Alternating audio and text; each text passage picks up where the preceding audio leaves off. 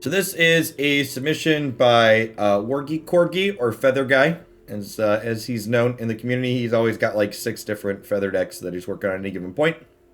Green Feather got a pretty solid upgrade here in Abundant Harvest. So choose land or non-land, reveal cards from the top of your library until you reveal a card of the chosen kind. So pretty powerful effect here in general. I've been really impressed with this card in basically every deck I've played it in so far.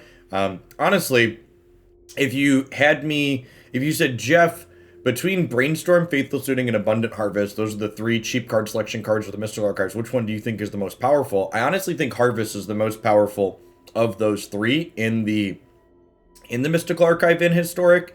And in large part, that's because this one doesn't really take any requirements to set up. You know, like with Brainstorm, you got to jump through hoops on being able to shuffle your deck after you put 2 cards back or clear the top. With Faithful Suit, you need to be playing these graveyard synergies to make up for the fact that it's actually card disadvantage. So the fact that this is just, okay, card smoothing with no extra cost feels really good. This card, in a lot of ways, feels like Once Upon a Time with a better design. Like Once Upon a Time feels like it was their attempt to give green a cantrip, and they pushed it just a little bit too far, and it really feels like Abundant Harvest hit a pretty sweet spot as far as like non-rotating format power level goes. Other tools that Feather gains from green is Blossoming Defense is a great combat trick, so gives something +2/+2 and hexproof. This is good with Feather if you're not familiar, because Feather says whenever you cast an instant or sorcery spell, targets a creature you control, you get to exile that card instead of putting it into your graveyard. So Feather lets us replay Blossoming Defenses, Rages, Willings, Fight as 1, Defiant Strike, so we get to use these cards again and again and again. And then Paradise Druid is actually a great card for this archetype as well. What this card really allows us to do, even though we're not ramping past 3, is being able to play Feather on the 3rd turn of the game with a card like Fight as 1, God's Willing, or Blossoming Defense up. Means against interactive decks, we don't have to wait a turn to play our threat on curve to be able to protect it. So let's go ahead and dive on into some games with this and see how it feels today. Charizard James, thanks for the sub-gift this morning. Howdy, howdy. Dude Light! Feels like just yesterday I found this stream while looking for ideas to combat Soul-type midrange and Carnage Tyrant. I hope that someday Runeterra gets popular enough to stream it again. No matter what you stream, I will be here. Thanks for the tier 3, Dude Light. If I'm being honest, you know, like I'm not doing any variety stuff this week because it's a Magic set release week. We'll definitely get back to doing stuff like that.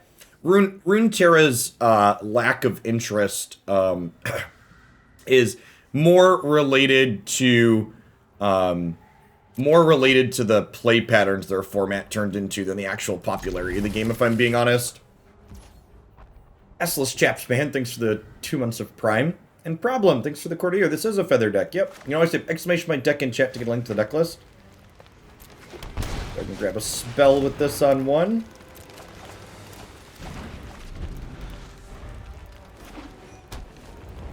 One of the things that coming back to Magic really made me realize after playing other card games like Mythgard and Runeterra is that like best of 3 just hits different for me. Like there's a reason why I never played best of 1 in Magic when it was offered on Arena. And I like having like, even games like Mythgard and Runeterra that don't have resource variance baked into them, it feels much better having to have a chance to beat matchup variance, for example, in a best of 3 setting. Hey, look, Steve, thanks for the sub-gift. Good morning, good morning. I think against these 2 to start here, and I'm gonna Brainstorm, I'm pretty sure we just jammed the Feather here. There's a good chance they're blue-white control.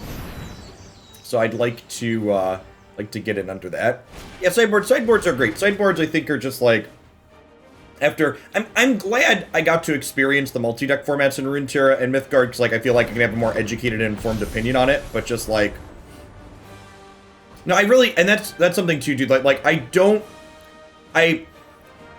one of the problems with... and this sounds kind of funny at a glance, but if you think about it, it makes sense. One of the problems I kind of have with Mythgard, or with Runeterra's current gameplay, is that Runeterra's gameplay, the direction their designs went in, actually feels a lot like Magic. And that makes sense to me that, like, they want their game to be popular like Magic is popular. But in my opinion, Magic style gameplay just doesn't work without sideboards. So they actually did. I'm gonna take this Dreadhorde Arcanist here because if they have a Wrath of God next turn, I'm gonna want another threat. If in order for Magic's kind of, you know, a little bit polarized crazy combos or possible gameplay to be satisfying, in my opinion, I need a sideboard to offer counterplay. The way pick ban works in Runeterra, where you bring multiple decks and then you ban one of them, just doesn't allow the same amount of counterplay that something like Magic does, in my opinion. Red Mage Frank, thank you for the 40 months. I appreciate that. Welcome back. Thanks for keeping me around. Honestly, I think we're just like drawing the feather here, right?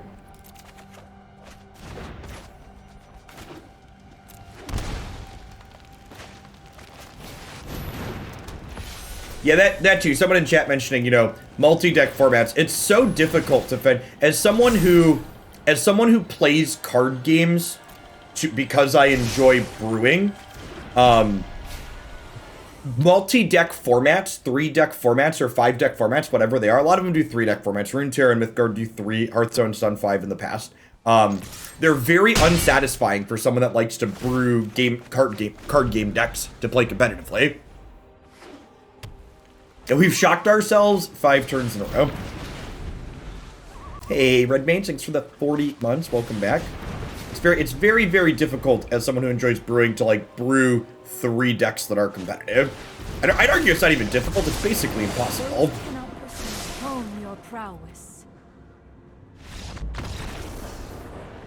Ah, yes, the classic blue-white control, do a whole lot of nothing and die. Okay, so Reidane, Klothys, Adanto. I guess this is the Skalds matchup. I would guess. I don't know that I want this against control in this deck. Maybe? Not certain that I have room for this. Reckless Rage is definitely coming out here. That's a lot of, yeah, and looking at the sideboard and looking at the control matchup, part of me goes, oh, do we have too many cards for the control matchup? It definitely feels like at a glance we might have too many cards for the control matchup. I guess trimming Defiant Strike's probably fine against the very interactive deck. I think Dreadhorde Arcanist probably comes out as 23 creatures. It's probably just Defiant Strike. Leave in the tricks that protect our stuff.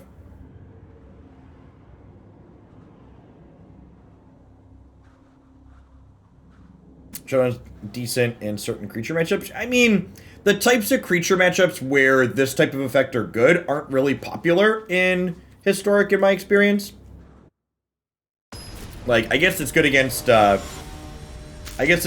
what's it called? It's good against, like, red-black Arcanist, but that's, like, not a super popular deck.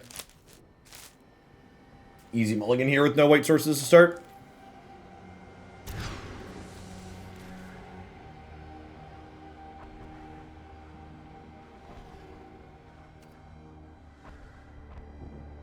Well, to be fair to Runeterra, Alec, the economy aspect of requiring players to have 3 decks is non-existent in Runeterra, because Runeterra has the most generous monetization of any digital card game that exists. Runeterra sells wild cards directly, and you can buy them very cheaply. Like, you could build any tiered deck in Runeterra for like 30 bucks. So like 3 decks of Runeterra cost you about half of an arena deck. They cost you a similar price to the average arena deck. About $100 if you're not overlapping is accurate, I think. You're starting from scratch. About $100 will get you an arena deck.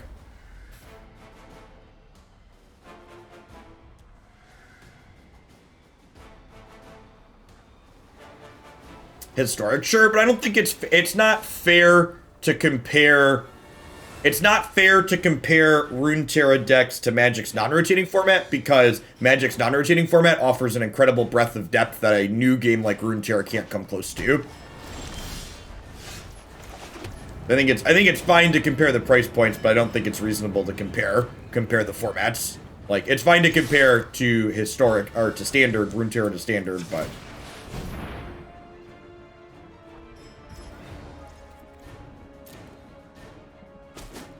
Hey, Spanik, thanks for the half year. If you... Sometimes you gotta refresh your browser page when you resub. Also, and like, while we don't know it yet, Silence, Runeterra decks as is will have a shelf life, like Magic Standard decks will have a shelf life, right? Like, eventually Runeterra is going to rotate, and we don't know long-term what their non-rotating format's going to look like. Like, their non-rotating format could be like Wild and Hearthstone, where, like, decks go to die, or it could be really well supported.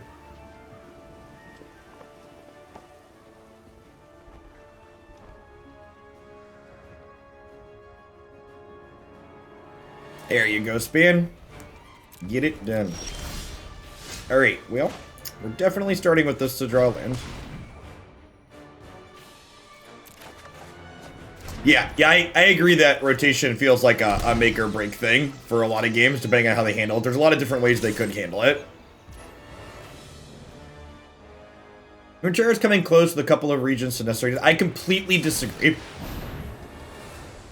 Runeterra has really good core fundamental gameplay. Regardless of what the current format is, their core gameplay is good. But Runeterra, by fundamental design choices, will never have the deck building depth that Magic the Gathering has. Mythgard, in my opinion, is the only digital card game I've personally ever played that comes close to the deck building depth that Magic offers. And that is in large part because games like Hearthstone and Runeterra artificially limit how you are able to pair things. Like, Runeterra, you can only use 2 of their... They're going to eventually have 10 colors in Runeterra, but you only pair them in combinations of 2, right? Which is, man, all of our cards are on top of our deck, chat. Feather, so nice, we drew it twice. Oh no, chat. Oh no! Yeah, Hex hit the deck building depth of Magic too. That one's dead and gone at that point, but that's fair. Hex definitely had the deck building depth of Magic. Similar to Mythgard. Games that have colors let you mix and match the colors however you'd prefer.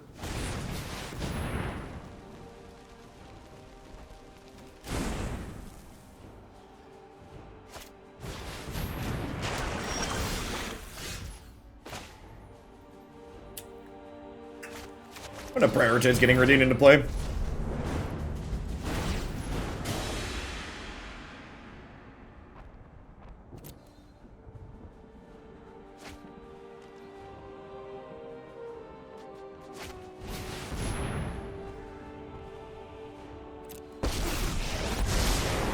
Past, present, and future are bound with thoughtfulness before action.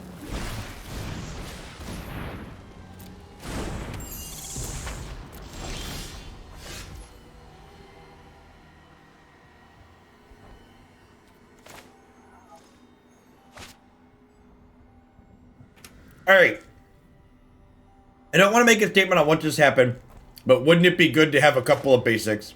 Well, that's a statement on what just happened, right? So you're doing what you said you didn't want to do? Like, Field of Rune is basically the only thing in this format that punishes you for not having basics.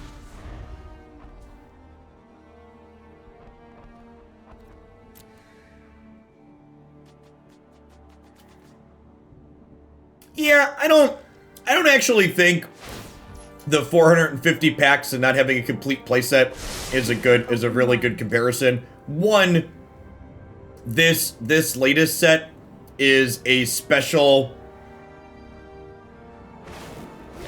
This latest set is a special consideration over others.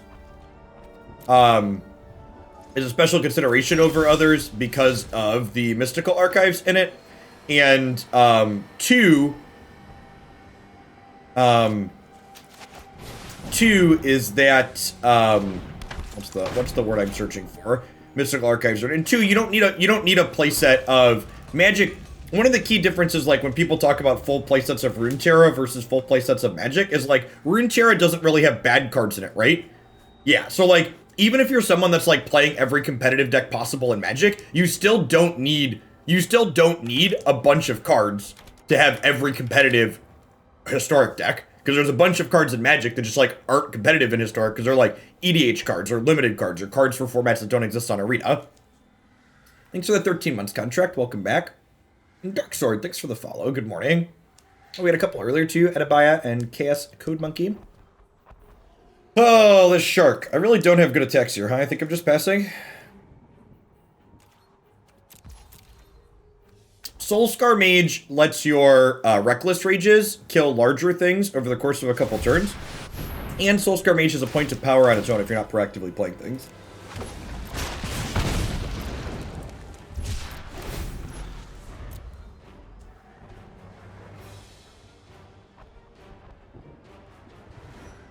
What did you mean when you said where decks go to die in regard to Hearthstone's wild format? I mean, Hearthstone's wild format basically exists in name only. It doesn't really have official support from them. So, like, if you look at Hearthstone's, like, competitive play system, they don't really support wild existing as a format. Whereas, like, one of the things Magic has almost always done well, to Magic's credit, is Magic supports their non-rotating formats very meaningfully. Like, even look at, like, the MPL, right? Like, League play and top-level Magic play today involves Historic gameplay still.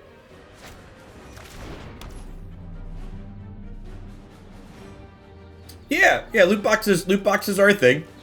I'm not going to tell you loot boxes aren't a thing.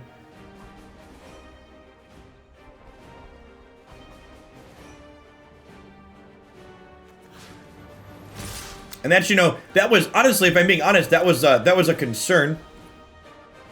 Truck driving and snowing Rochester. Stay safe out there.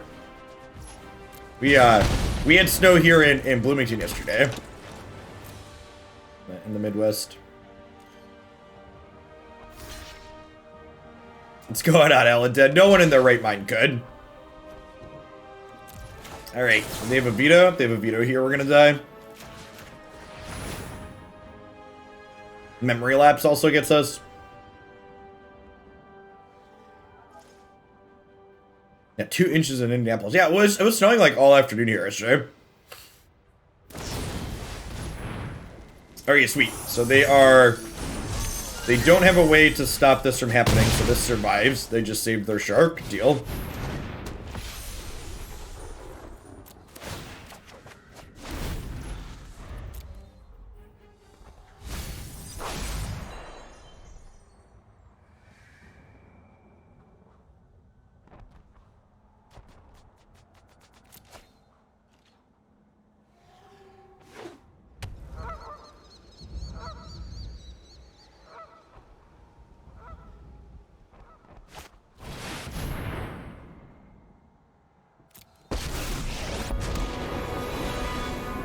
Isn't a fight.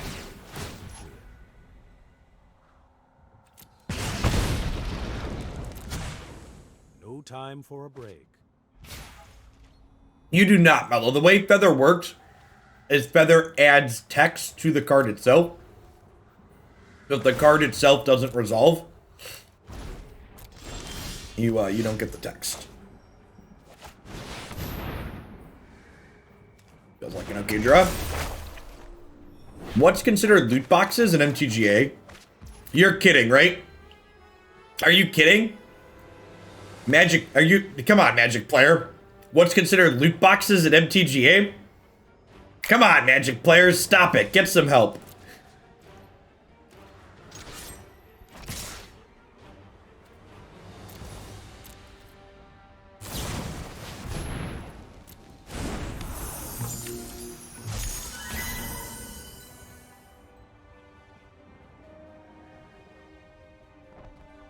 Logging in is a lottery to see if the client crashes.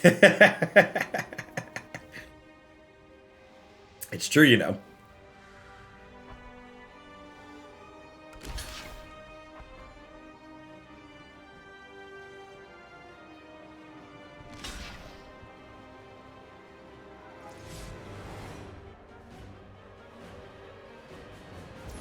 I mean, most decks that play Klothys don't play Klothys to turn it into a creature. In fact, I'd argue in a lot of matchups, Klothys is worse when it turns into a creature because then it can get targeted by things like Baffling End. Klothys is a card that we play because it sits there and deals 2 damage to our opponent every single turn. Yeah, our cards like Soul-Seer. This card says creature on its type line, but it's not a creature. You don't play this card because it's a creature.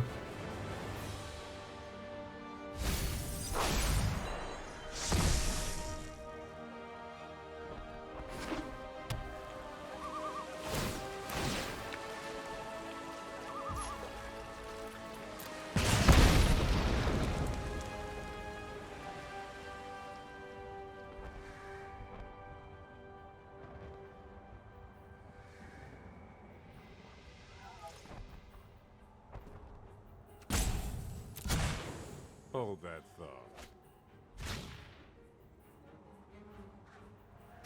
Yeah, this card's great, chat. This is a format staple. Crafting 4 of these is worthwhile. Are we gonna die to Time Walks? I guess we did see Time Walk in the previous game. Might just die to a bunch of attacks in the air here, huh?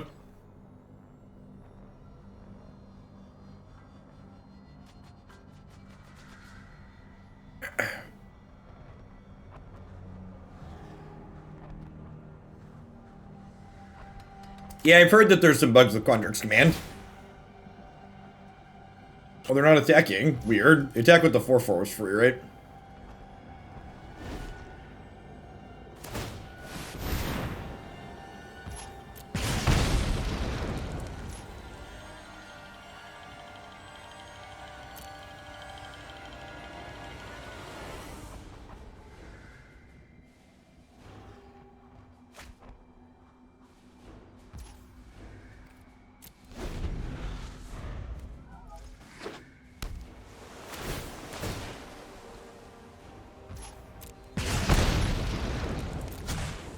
You know what? I'm not.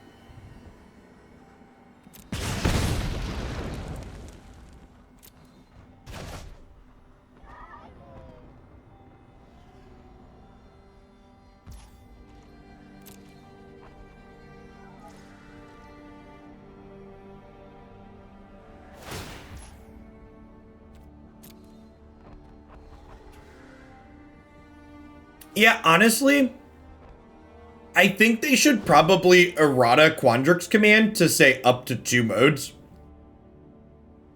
Is Quandrix Command the first command where you can't cast it at any given point? Every other command basically has 2 modes that you can cast it effectively for 1 mode, right? Like they have just like 2 of the modes just like idly target players. Or permanence in play.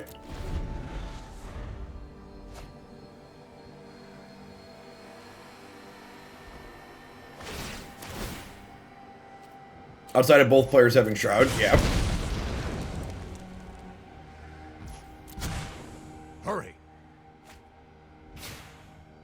Sure, but you can't only choose to shuffle stuff in, Springs Bug. So if there aren't creatures in play for you to put counters on, and there's not anything to bounce, and there's not an enchantment or artifact spell in the stack, you can't just shuffle their graveyard in.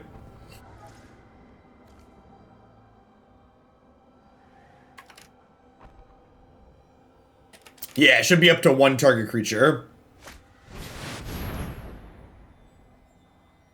Silumgar's command is similar, you're right. Okay, well, they're not taking an extra turn this turn.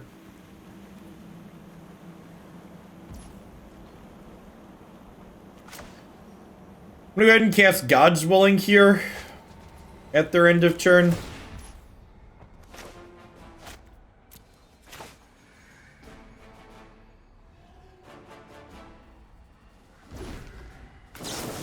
Bang! Thanks for the tier 2. I appreciate the 28 months. Welcome back.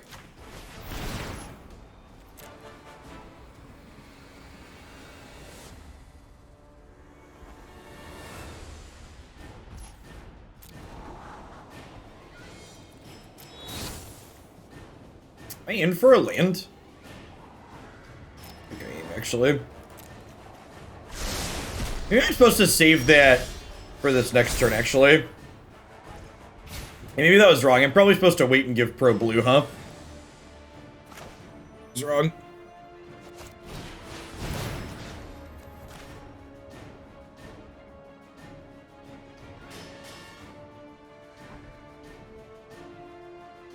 Yeah, if I'd have waited, I could have given something pro blue and stacked Showdown of the Skalds counters on it. Absorb, huh?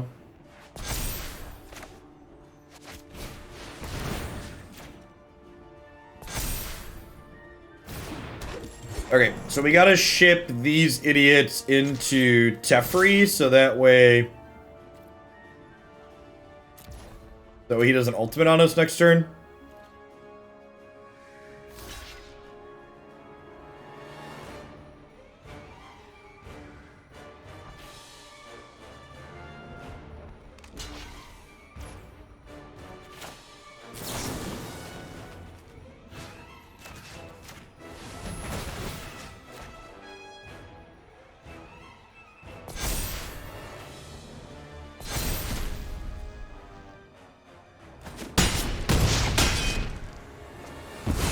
Another move. Alright, so we're losing Klothys here.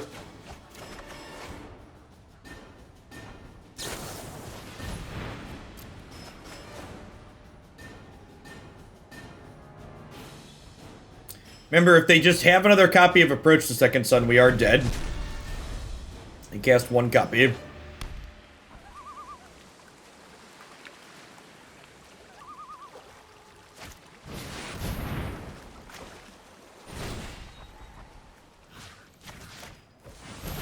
They have a counterspell here, we're dead as well.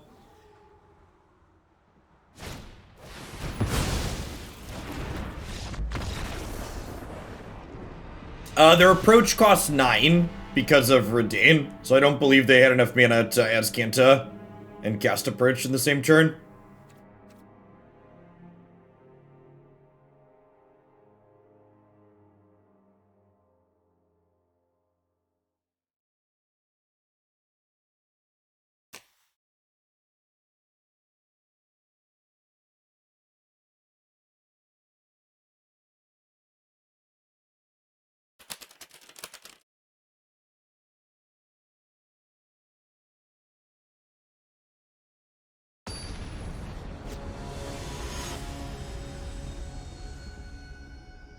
Morning Wind.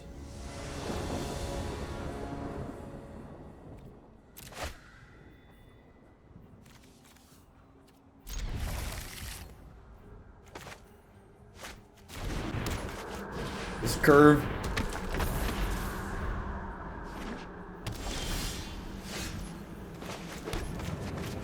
Well, next have curves, chat.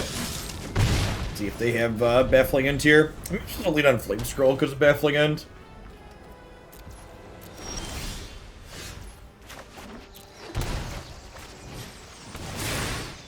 Oh, you know, I'm probably supposed to shock and play Celebrant to start here.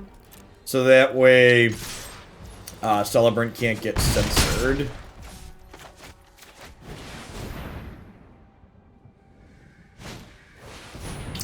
Flamescroll Celebrant. So nice, we drew it twice.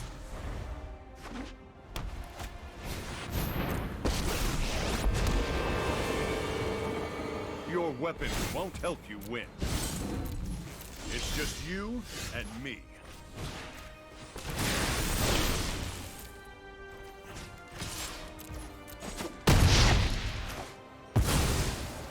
Retreat.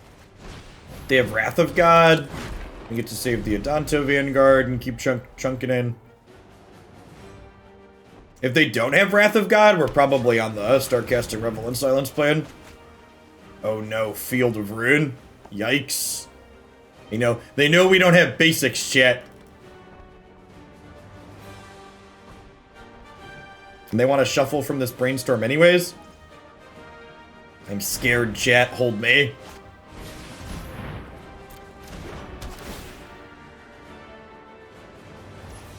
Alright. Untapped land. Untapped land. Poppy.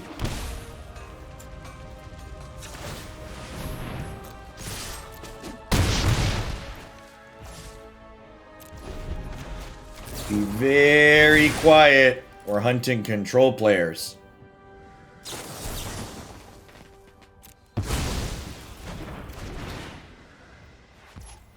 Well, that just happened.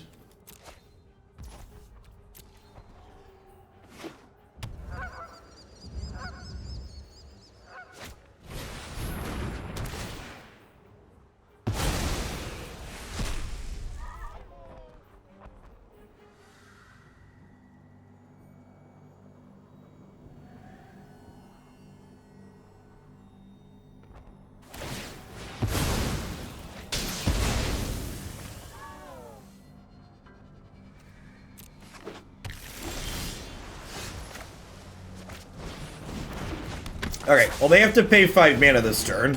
So I'm gonna attack them for 1, and then if we draw an untapped land, they die.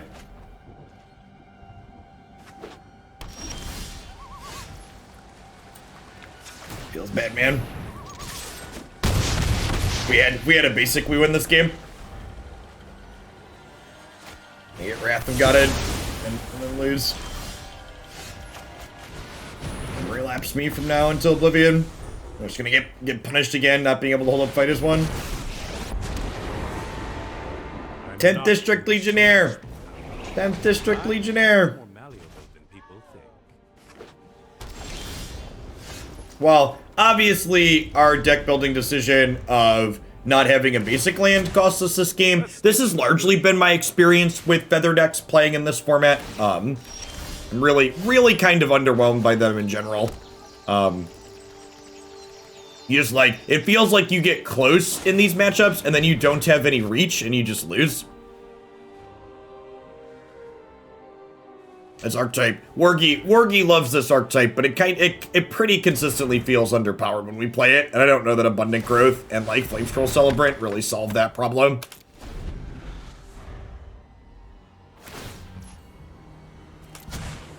I mean, like, we have Helix. It's not a problem of, like, needing Lightning Bolt so much as, like, we just aren't interested in playing that style of effect in this deck. Like, it's not even a question of we don't have the cards, it's that this deck doesn't want to play that style of effect. Meditate. Sadness on the stat, caught dead guy AL, missing legacy, and can't play wait to play paper again when it's safe. That was a sweet one. Bang, I think I missed your tier 2 a little bit ago. Thank you for the 28 months. Welcome back. You know, like, maybe they don't have a counter spell. If Feather gets countered, I'm gonna concede. If Feather resolves, maybe fight as one. Maybe fight as one, let's just win the game. But yeah, if we just had a basic in our deck, we would have killed them deterministically.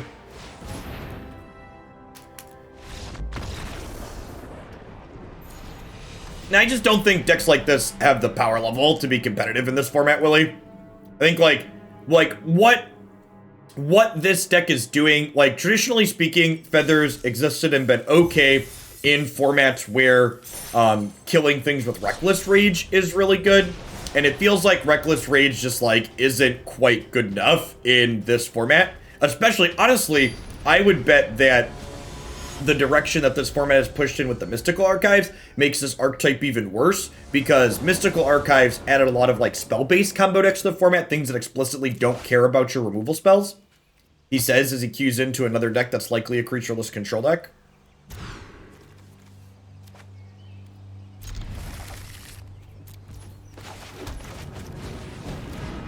Knacker, thanks for the 23 months. Good morning, good morning.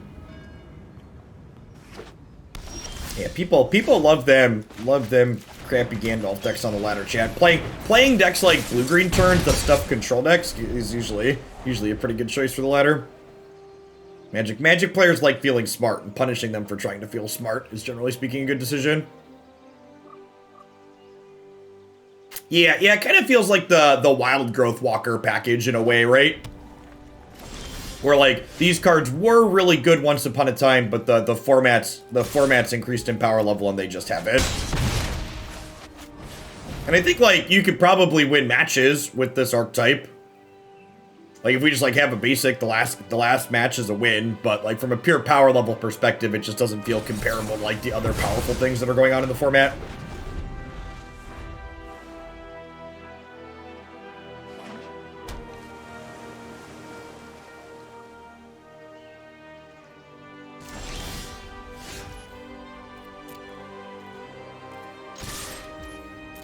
Well, I mean, that's because most people aren't playing the ladder to climb. Most people are playing the ladder because they enjoy playing Magic and they enjoy playing control decks.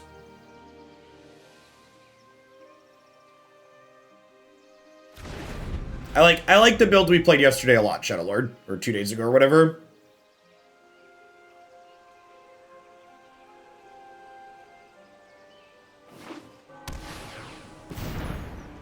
I mean, to set a low bar, I don't think Aetherize is too strong for Historic, no.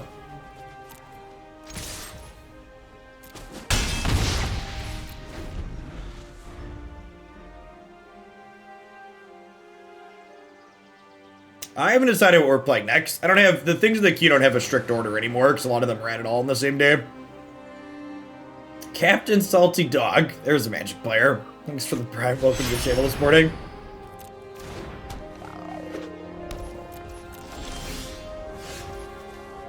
Ooh, yeah. And that's this is the kind of tough cut about playing this particular build of Feather as well, where it's like we've largely added green to our deck to play a cantrip, and we've splashed a color to try and add a card that adds consistency, which costs consistency, right?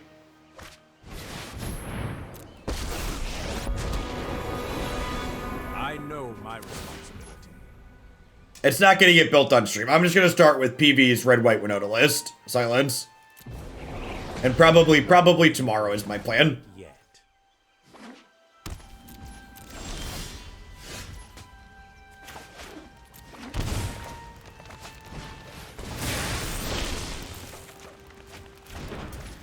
Darn it. I was hoping that was a land so we could draw 10th District here. This is hardly my worst. Hey, I'm glad you're enjoying it, Salty Dog.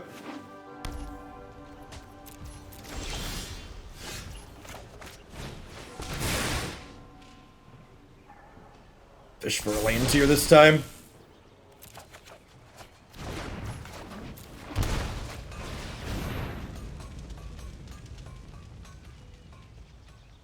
Season of Growth isn't a very good card in Historic Springsbug.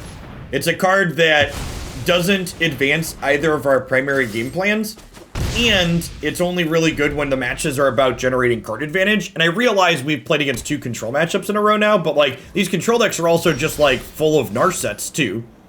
Like from that perspective, it's not the ace that it used to be either, because you're just gonna get Narset out of your cards.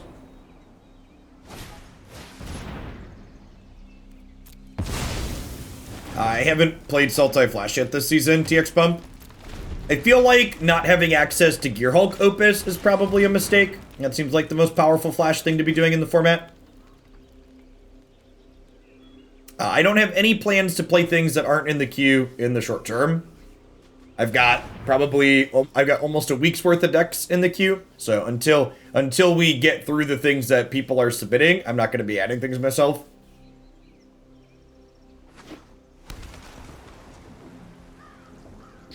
I'm sure we'll get through them all at some point, and then we'll go back to me adding in a deck or 2 a day.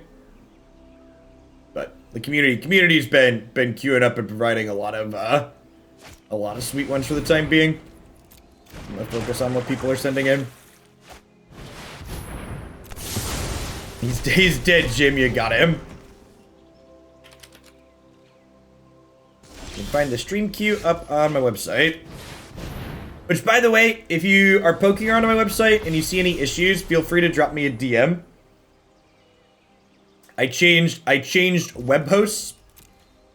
So, had a couple issues last night that I think I sorted, but I wouldn't be surprised if there's some other ones lurking that I missed.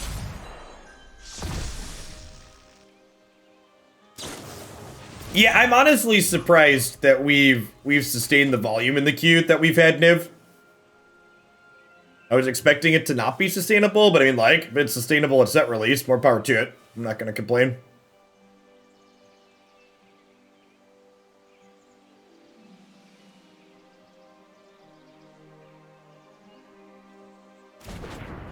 No, there's, I call it the stream queue now and not just the deck queue, because there's variety games that I intend to play listed at the bottom. If you look, there's a content type listed for Feather. Honestly, this is another good example of why this archetype has struggled as this format's developed. Is it used to be that you could play cards like Fight as One and cards like Adanto Vanguard and like be safe against these control decks. And now there's just so many of these exile sweepers that your counterplay against these cards is non-existent now.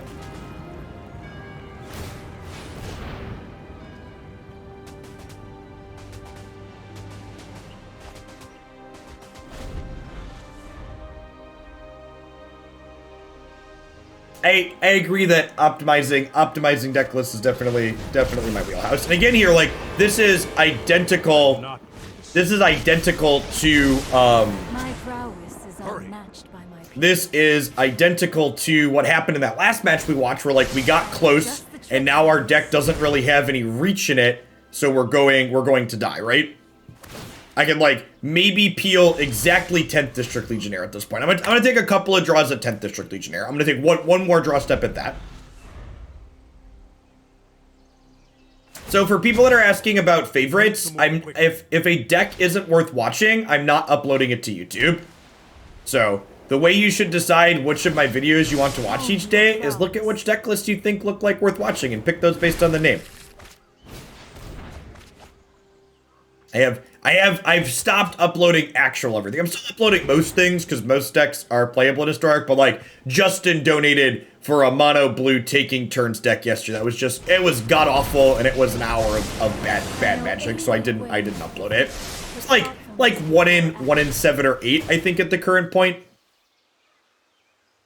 And if you really want to if you really want to judge decks by, you know, better or worse without an explicit playlist, look at the playtime of the deck list too. Decks that are better get played for 90 plus minutes. Yeah, I mean, honestly, like, people asking about the good stuff playlist, I'd be better served creating a These Decks Suck playlist, because, like, more decks than not would be on the This Deck Was Good playlist at this point in time. Yeah, honestly, like, you know, again, we're boarding in these Adanto Vanguards out of the sideboard as a hope that, like, they have some counterplay here, but they just don't against the Black Sweepers, right? Yeah, 90 minutes is a good metric. If something makes it 90 minutes, that means it's probably pretty reasonable.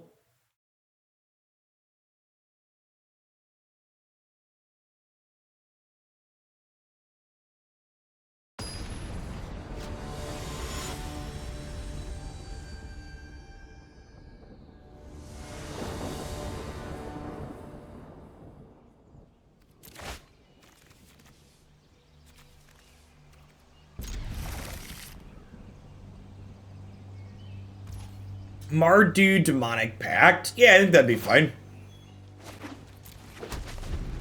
We can work with that.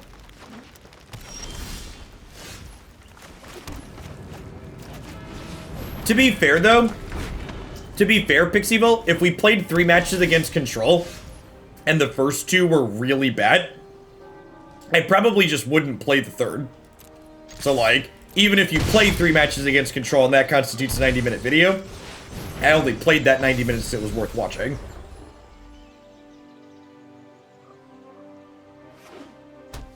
Morning, Darnia. Alright, so we're definitely shocking this in, and we'll start with Defiant Strike.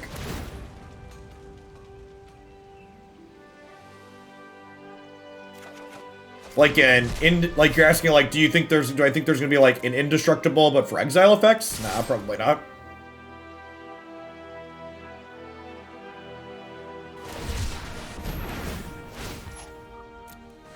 Yeah, you cycle that Shark Typhoon opponent, you do it.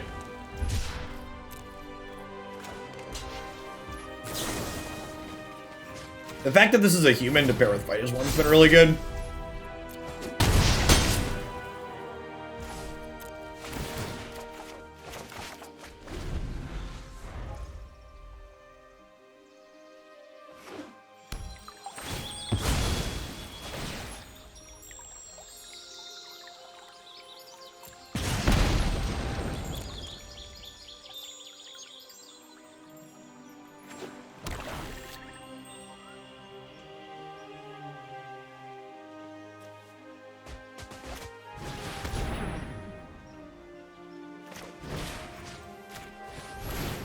Maybe go ahead and draw a card with this so it comes back here.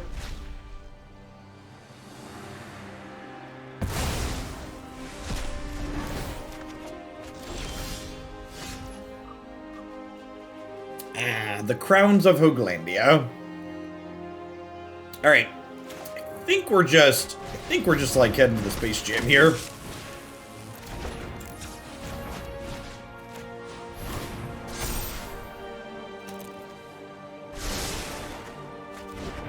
So Fight is One probably doesn't protect against anything next turn anyways, so I'm just gonna go ahead and put them to 3 here. And if they Shadow's Verdict me, we can untap and Klothys.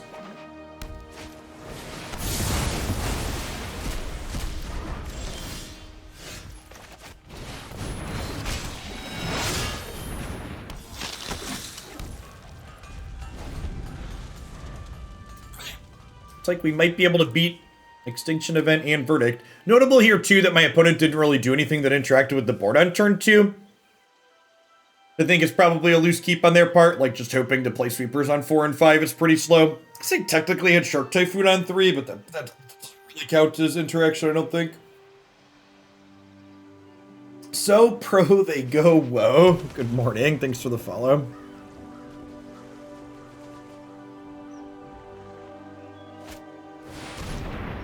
Need to find a controlling deck soon. Yeah, I'd second Teamer Flash. Teamer Flash is a great choice.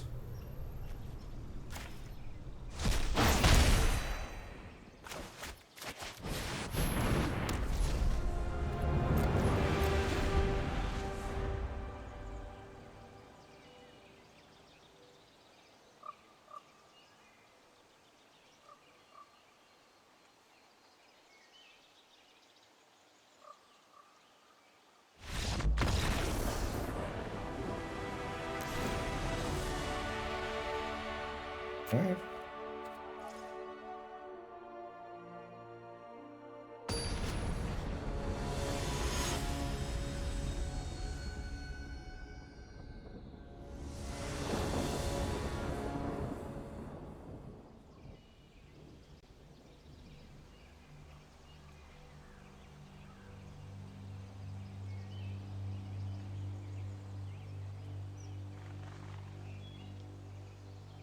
Hey, thanks for the tip, Boston.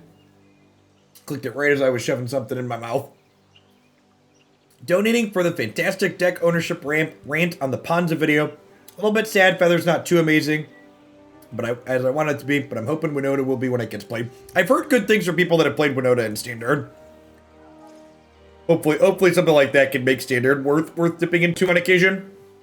Miller, good morning. Thanks for the sub gifts.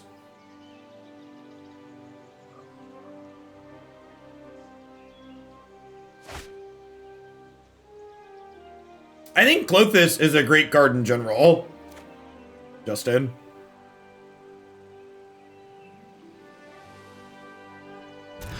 I would love a Winota unbanned historic. That would be great. So we're keeping this. We're bottoming this. It is a touch awkward that I can't harvest on 1 and the Legionnaire on 2 with my mana because of these pathways.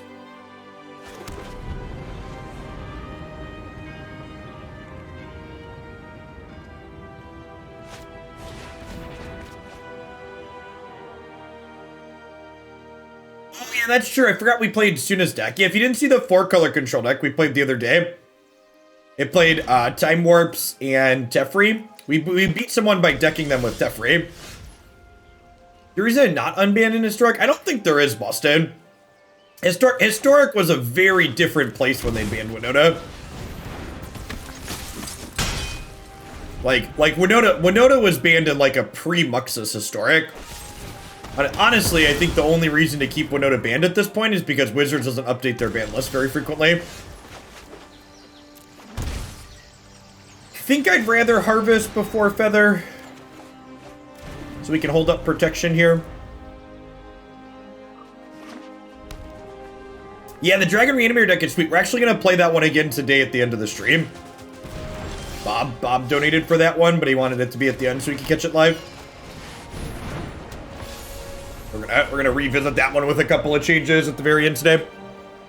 Hey, thanks for 36 months, Carmenova. 3 years is a while.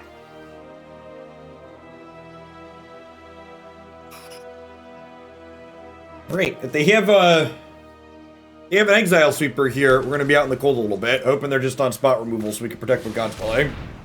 Yep. All right. Well, I get to scry one. Yikes. And like again, like this is the tough part of the Feather deck is we're very lucky. So you have to draw not only a spell, but we need to draw a very specific spell. Yeah, I'm supposed to play an untapped White Source there actually, and God's Willing this on my turn to get the extra scry one in. Yeah, I think that's a mistake. Getting the tap land into play without paying life doesn't really have a lot of value in this matchup. Yeah, I should have played an untapped White Source there and used God's Willing.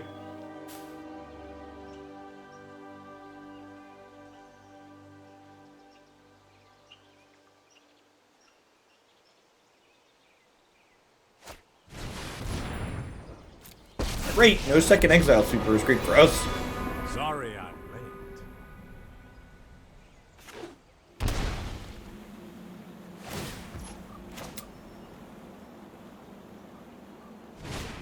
I'm gonna do this now while they're tapped out. I'm gonna give this protection from black so they can't kill with spot removal on any turn. Just want to get my scry on here. Hold that thought.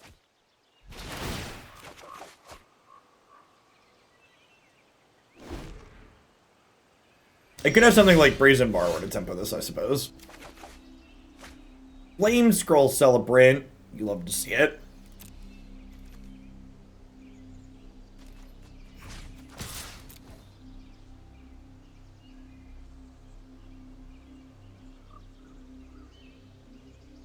So, Walking Ballista was not reintroduced to Historic when, Walking Ballista was not reintroduced to Historic when they put Amonkhet Remaster on the platform because cards that are banned in Pioneer just aren't being added back to the platform. And Agent of Treachery was banned because of Jeskai Luca Fire, so they like completely gutted that archetype in both Standard and Historic. Historic was very close to Standard for a long time, and they basically just banned things in both formats at the same time.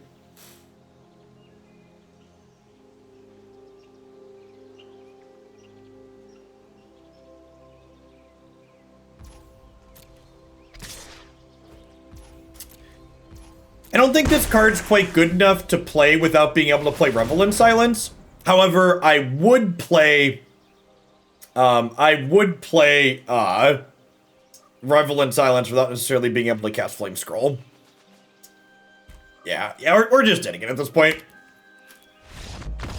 I'm gonna try one more to see if we can get a creature deck, but like, we're 2 for 2 on control matchups, and this archetype just does not feel good against control.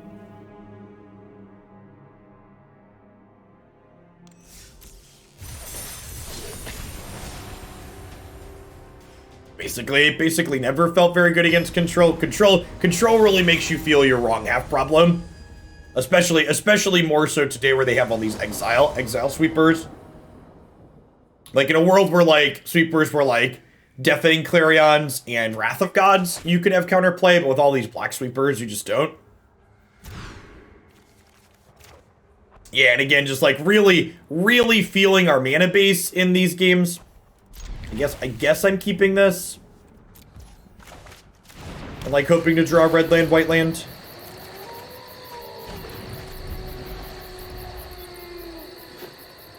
Yeah, big agree with that, Spring Bug.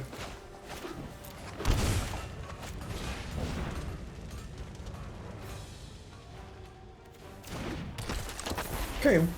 Yeah.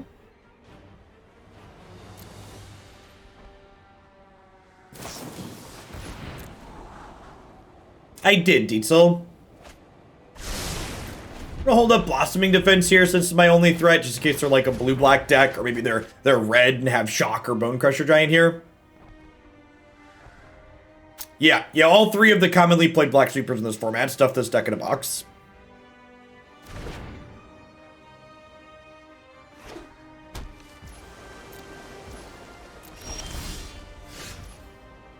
Yeah, always feel free to put relevant Magic links in chat.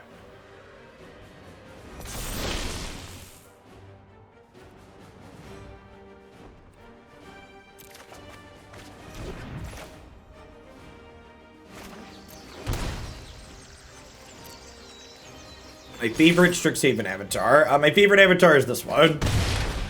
He peers deep into your soul. He knows what you did last summer, chat. And you should be deeply ashamed.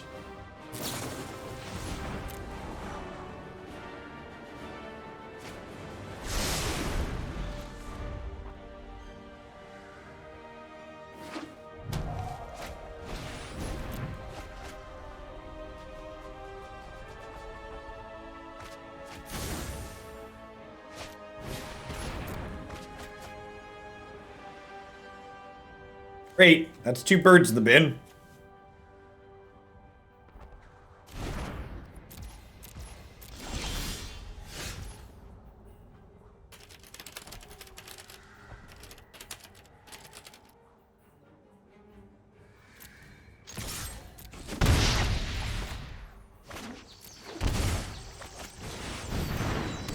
Them missing on a 3rd 1 mana spell there is pretty huge.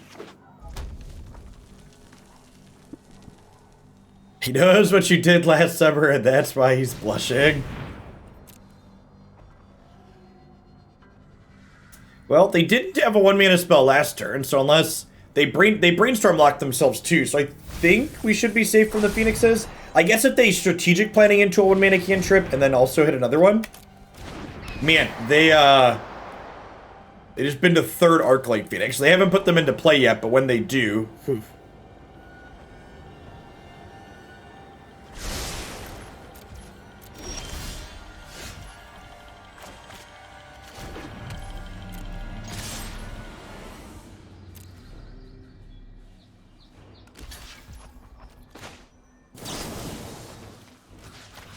I'm just gonna full on pump up the jam here.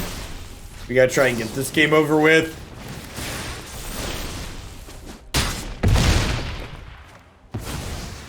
Get that auto clicker value, Socio Penguin.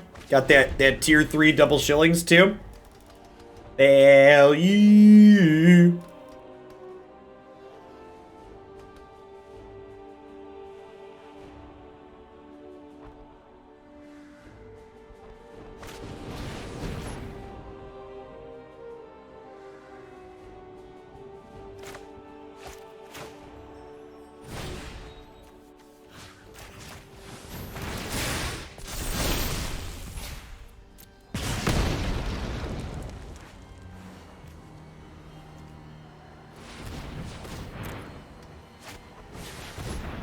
That is bird number 4.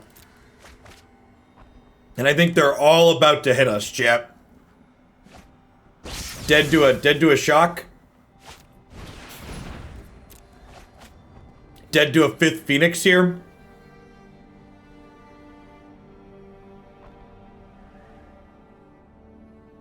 Dean Suffy, thank you for the 2 months of Prime. I really appreciate that. Welcome back.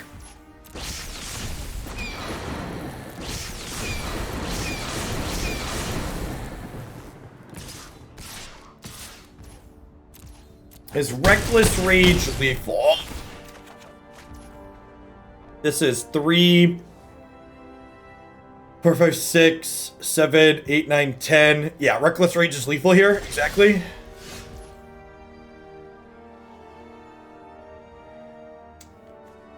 That's not right. There's a problem with the Reidane. You can only have a fifth one in paper. Yep. God's Willing doesn't do it, because I just block whatever one I don't God's Willing. This doesn't draw cards, chat. It's guys.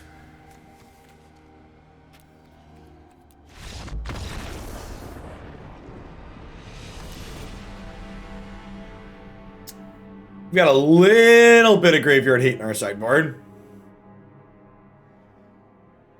This feels like when I used to bring my Mass Block deck to a Type 2 event. Yeah. Little bit.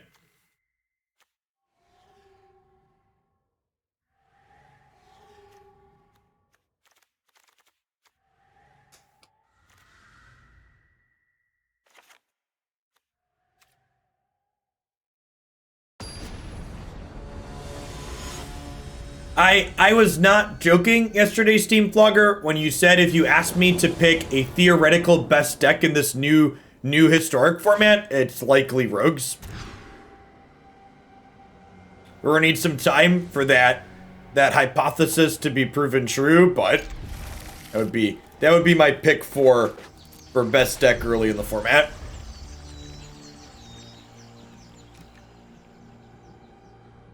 It has all of the tools you need to be good and really competitive. Our deck's busted, chat. They keep 7 by mistake. They just like no we can't win, so they wanna take game 3 on the play, give us a free game handicap.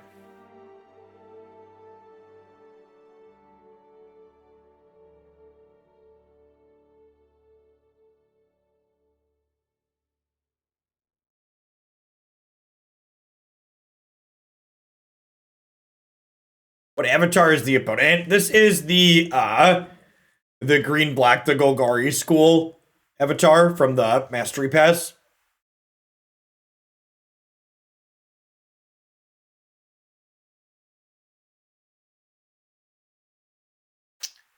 Listen, Magic Zoomers.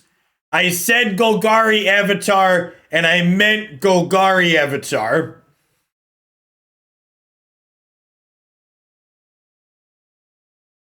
Take your fancy Magic Zoomer school terms.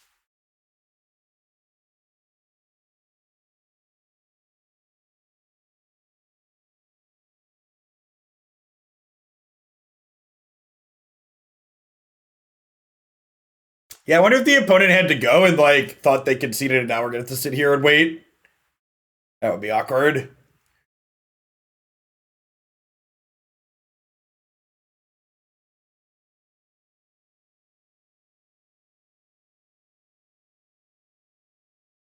Darth Shatner, thanks for the Prime support. Welcome to the channel this morning.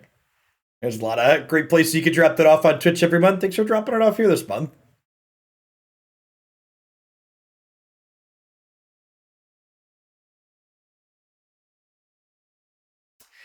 Yeah, I think that's exactly what happened. Awkward.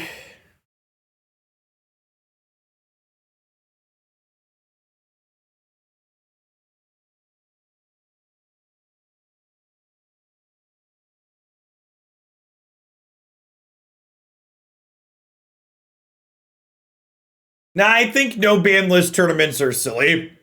If I was gonna do something weird and fancy, I would want to do like where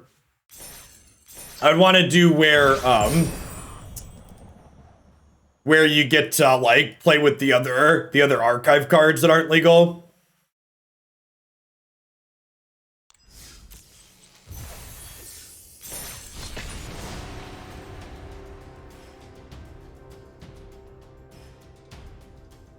Yeah, Arena Vintage. We're gonna do that at some point.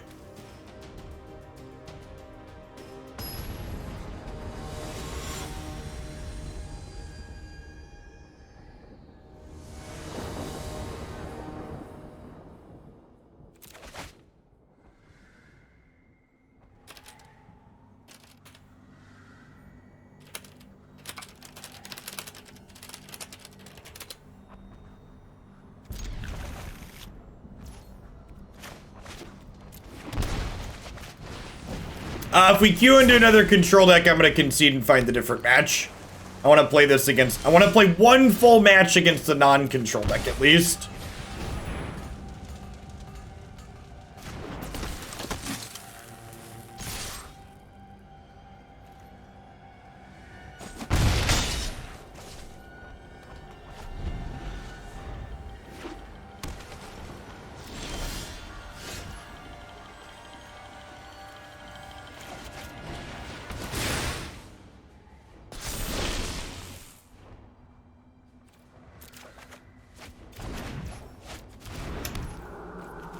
Hold up, Reckless Rage here. They could be rogues. Now, I guess some of the rogues decks aren't playing Luris in this format.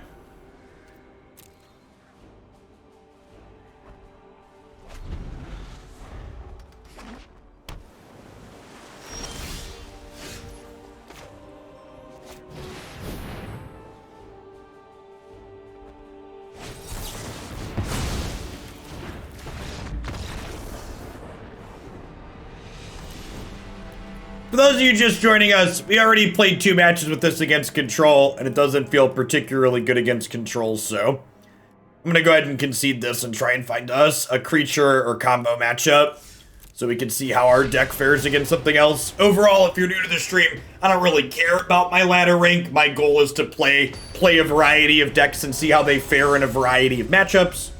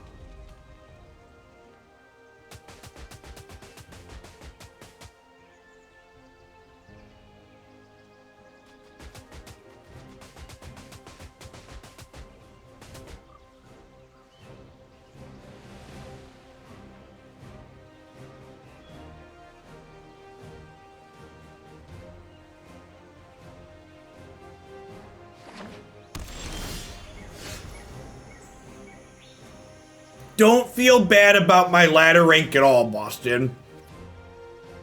That $50 donation you made today, Boston, that's literally more value than the person who finishes actual first on the ladder gets from finishing actual first. So, like, it's really, really a good exchange EV for me. Pathways with these harvests, the pathways have been incredibly awkward throughout this entire set. The fact that I can't play this to do this and then also play Feather off the same land feels really atrocious.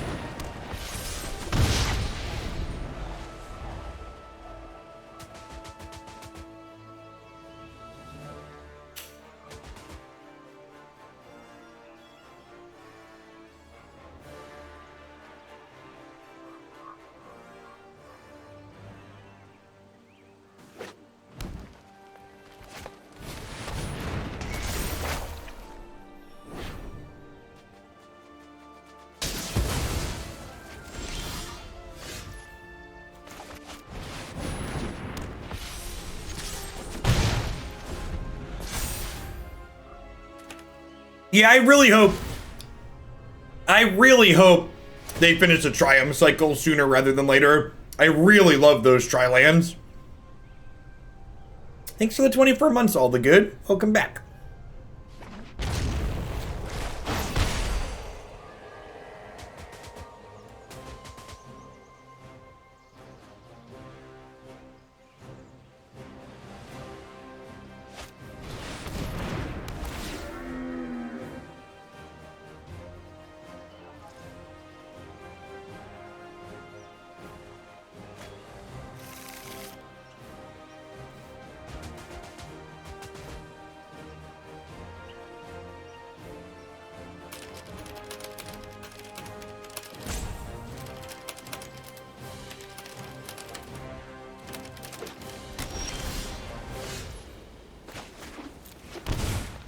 Alright, well. We got a pretty good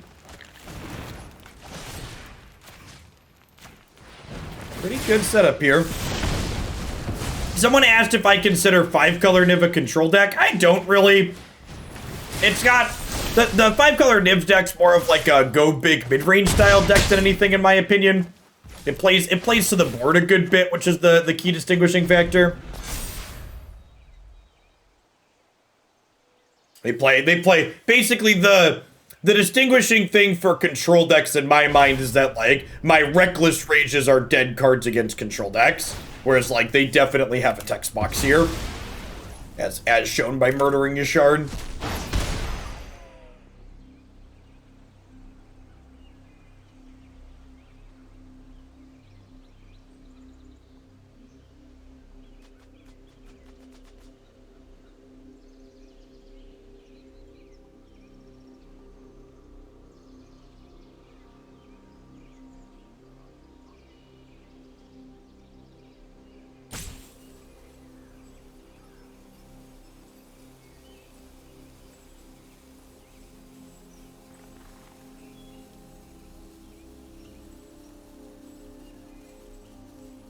Five-color Niv is what happens when a Jund player gets so greedy they become the bigger fish. No one will go over the top of me. Yeah, I mean, like, this Feather deck, when it gets set up, is basically a prison deck. Like, the way Feather happens with, like, Fight is One and Reckless Rages and stuff, you lock your opponent out of being able to meaningfully interact with you. Yes, they get into one of those spots where just like none of their choices really matter.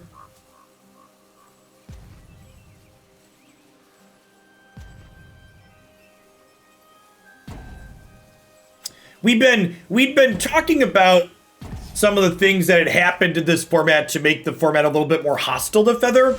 Something that happened that made the format a little bit better for Feather for sure is that there haven't been nearly as many Thoughtseize decks in this format recently, which is definitely good for us. Happy second winter from a fellow Midwesterner. Thanks for the 19 months, Portal. Welcome back. Second winter indeed. March is just fool's spring, right?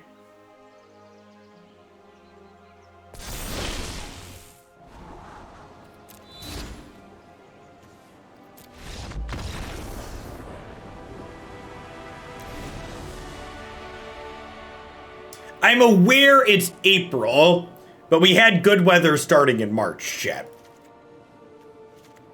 So we went from being close enough to run my air conditioner, at least having all the windows in my home open, to 2 inches of snow yesterday, so it's quite the range. Yeah, that's why it's fool's spring. Because it looked like the weather was nice, and then it was a psych.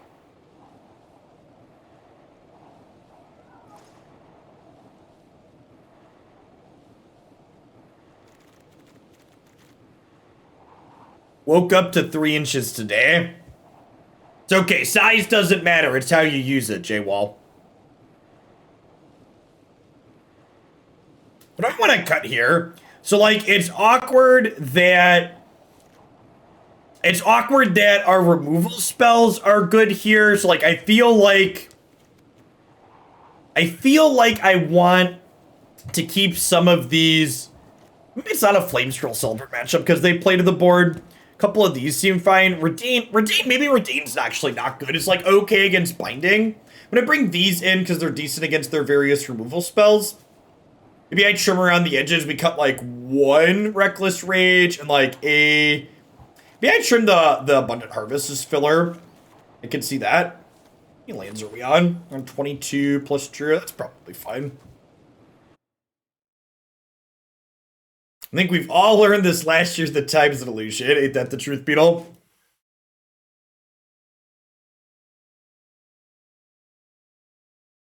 Yeah, I don't think that's really the case, Foxhall. For my experience playing the various Thoughtseize decks, I don't think the power level of any of the Thoughtseize decks is close to overbearing. I guess Rogues is technically a Thoughtseize deck. So maybe that's gonna change if Rogues pops up as the deck to beat in the format.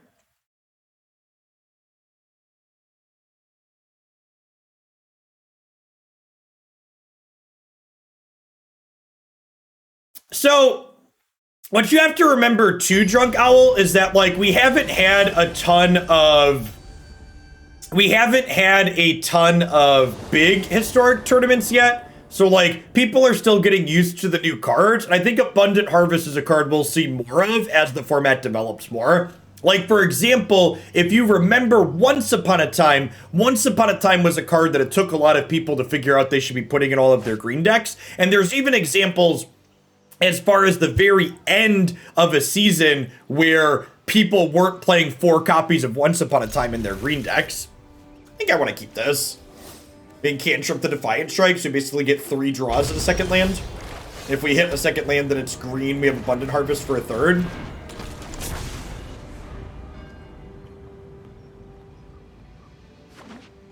Yeah, I think with the introduction of Phoenix to the format, having some graveyard hate's a requirement. Soul Guide Lantern's a pretty good card. Zan's been playing Phoenix decks, splashing green for Harvest and Klothys. Yeah. I don't know about best cantrip ever printed. That's strong, but it's definitely very good. I think Abundant Harvest is the best of the cheap card selection spells that we got out of the archive. Excuse me, the archives.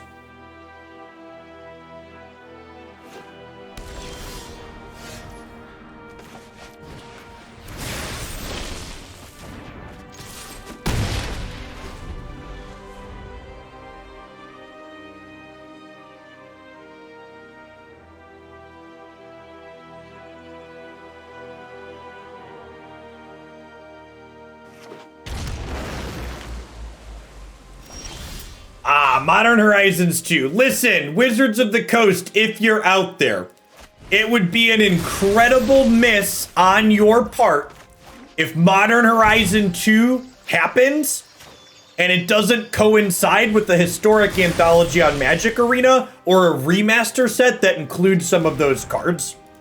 So obviously, you don't need to put all of Modern Horizons on Magic Arena. I don't expect that. But like some of the highlights that are easy and reasonable to program should definitely be introduced to Historic through whatever summer product you're releasing for Historic. Whether it's Shadows over Innistrad remasters or Historic Anthology 5, either of those should make sure they include some Modern Horizons 2 cards.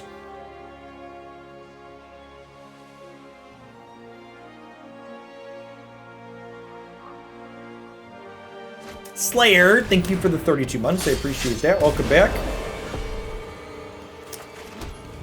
Yikes.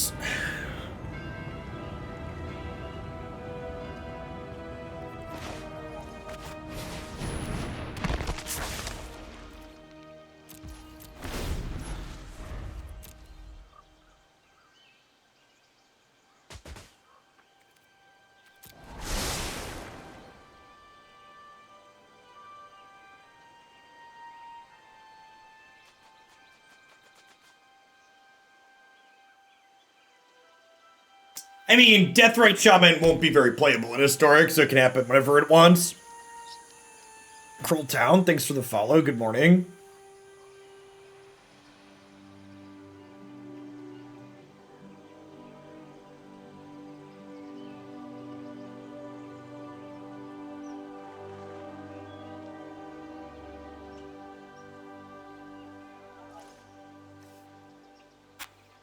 This is a big boy. Oh, we're gonna be able to get through this one.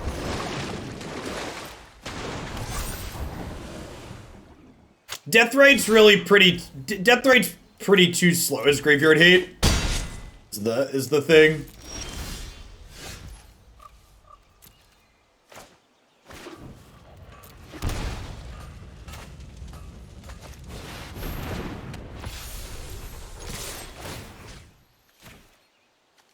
So the way Dreadhorde Arcanist interacts with Feather,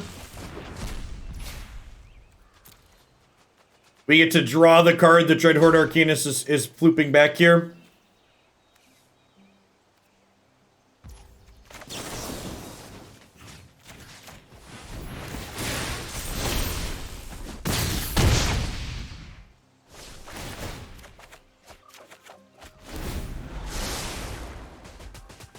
They had 6 mana available, Steric.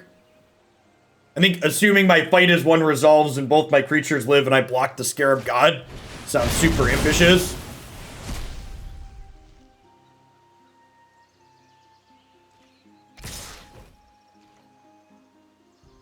Am I misremembering? I thought the crisis happened second.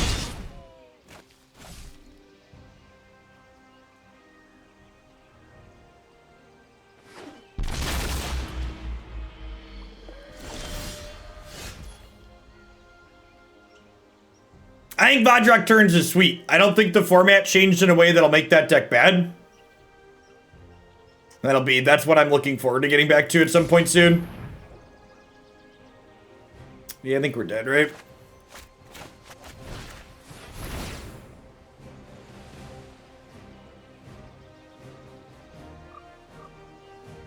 Or like one short, even if I could shock this. This isn't good enough, right? This is good enough if they have nothing. Yeah, this is actually lethal if they have nothing. Strong chance they have something, though. No, wait, I'm still one short? Yeah, it's only +3.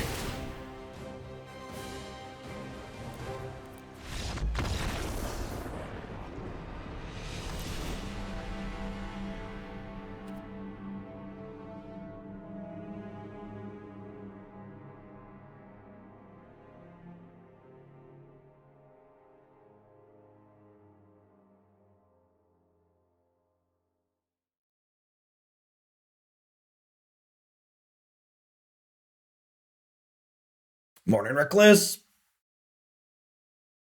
Blossoming would have been +4, right? No, it would have been 2 + 1 is 3.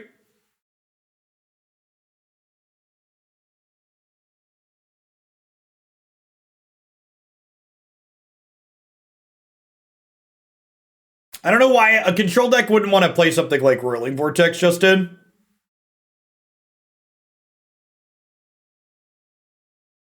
It's because we haven't played any creature matchups, Deebs. There aren't a ton of creature decks in this format. Sure, so my opponent fucked up and then I fucked up back. Let's pretend they played well and then I played well.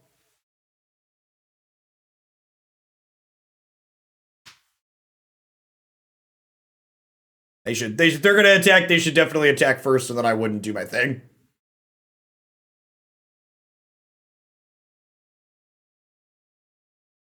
You know, Klothys doesn't need help, Justin. Like, if you have Klothys in play, you don't really need something else like that other one.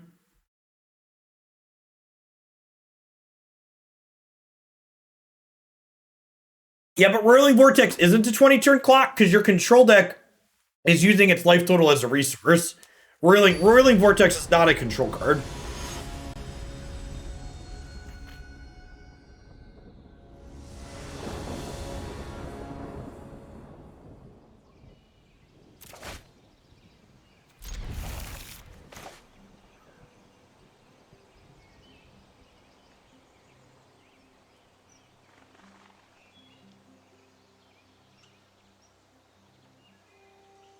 Yeah, Archon of Emeria's stock went way up with this most recent set release. For sure.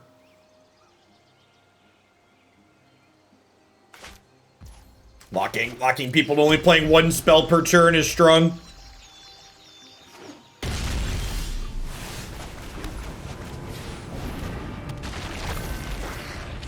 Prison decks don't exist in this format. The tools aren't there for them. Archon smacks rogues around. I don't know. It seems ambitious to say a 3-mana 2/3 smacks rogues around. Like, the reason why rogues is a good deck, chat, is because all of the cards that are kind of good against rogues, they just counterspell.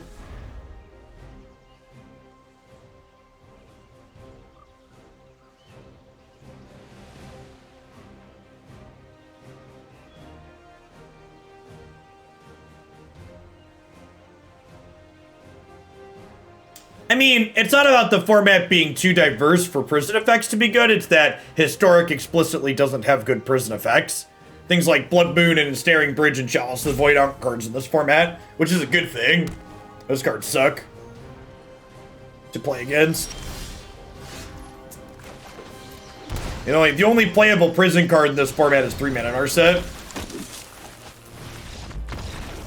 Hey, look at that. My opponent did nothing and they died.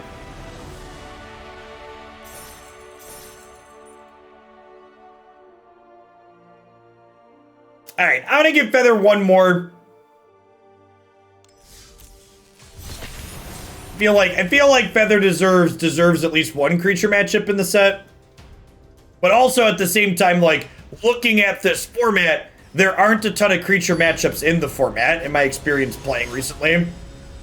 Like, the matches we're hitting on this ladder aren't unrepresentative of what people are playing.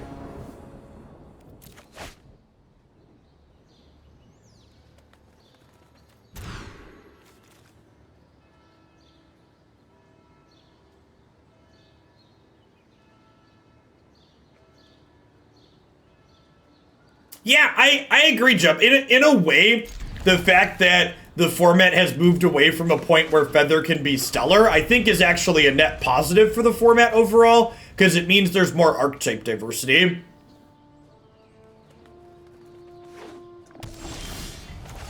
Feather is able to shine in more narrow formats where you could predict that you're going to play against creatures constantly.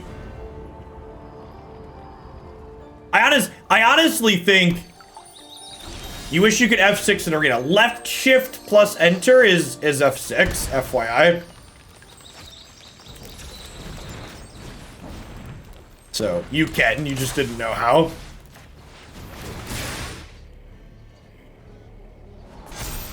And to be fair to you, it's not your fault that you didn't know how. Magic Arena never told you that. So this is your fun fact of the morning. I mean, that doesn't fully F6. It does, yeah. You might be using the wrong shift key. It's explicitly the left shift key that passes all priority.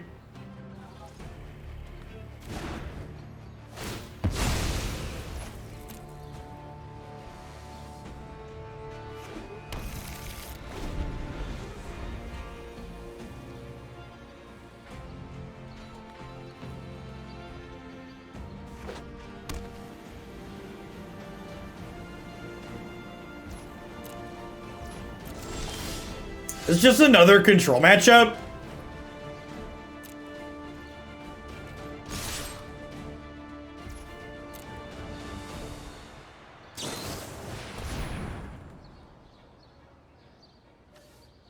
I mean, I guess this is technically a combo deck, right?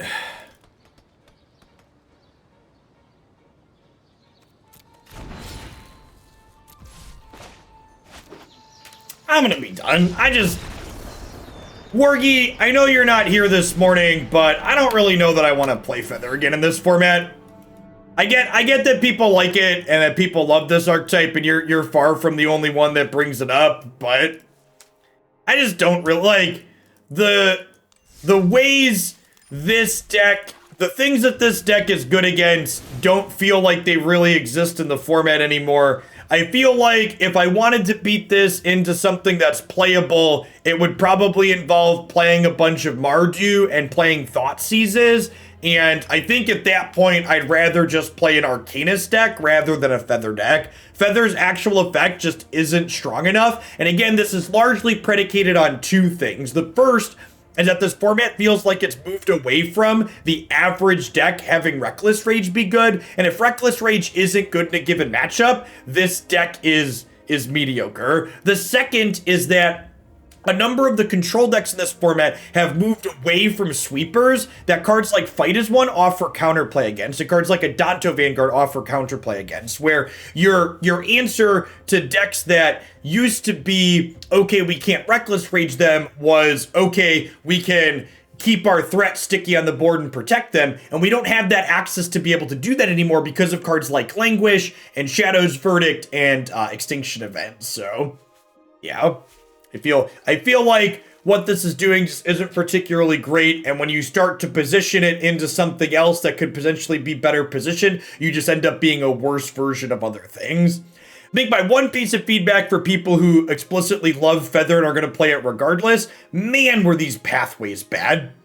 Like, you basically just never want to play a forest in your Feather deck. Like, Red-White Pathway would probably be fine in here, but you also just don't need to play Red-White Pathway because you have Inspiring Vantage. So I feel like if I was going to play with these lands again, I'd probably just play check lands and accept that they're going to be awkward and tapped sometimes because of multiple checks or Inspiring Vantage.